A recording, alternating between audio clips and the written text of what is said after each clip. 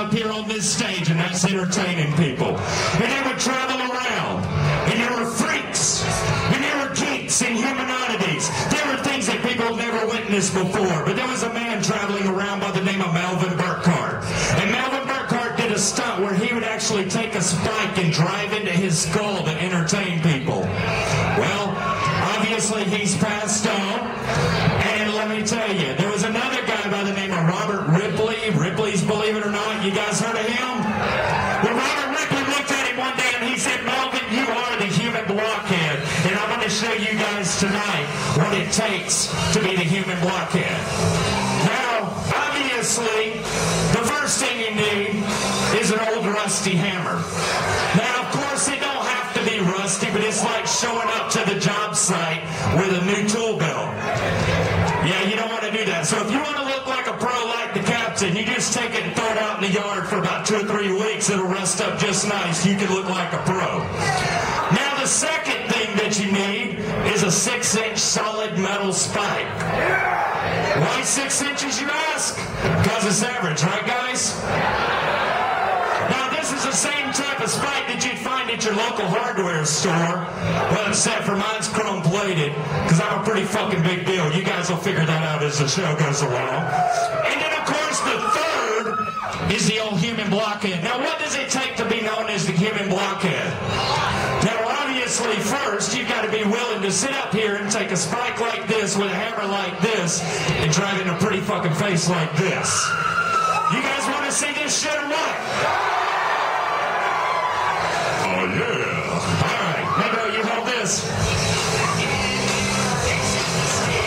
Now, the first thing you want to do is you want to take it and aim it straight towards the center of the skull. Right towards the brain. Hell yeah, that's how we party.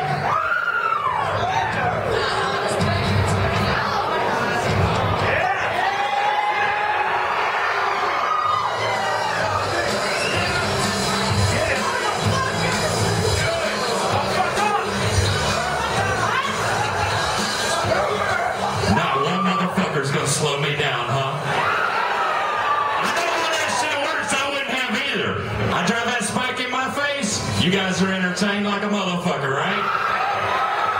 I kill myself up here, and the paramedics gotta come in and carry this redneck out of here. Even more to Facebook about later, right? Well, you should have stopped me because your public education is showing now, because that is actually not the center of my skull. The center of my skull is a little bit lower. But, hey, listen, I don't slap the dicks out of your mouth when you're trying to work. Let me do my job, all right?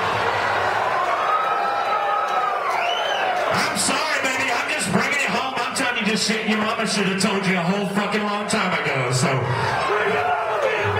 don't stick your hand in the bear cage. He won't take off them fucking fingers. All right. You guys want to see this shit?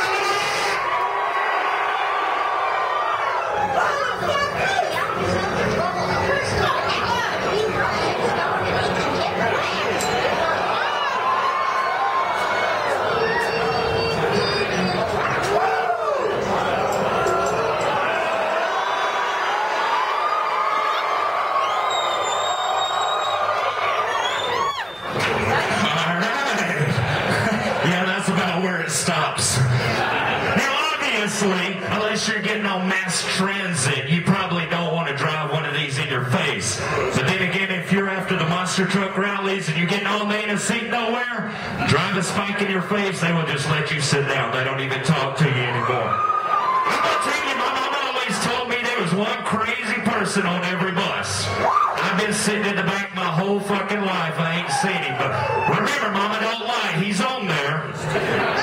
Now, obviously, we need to get this thing out because I hate shots. You know, they hurt. And I don't need no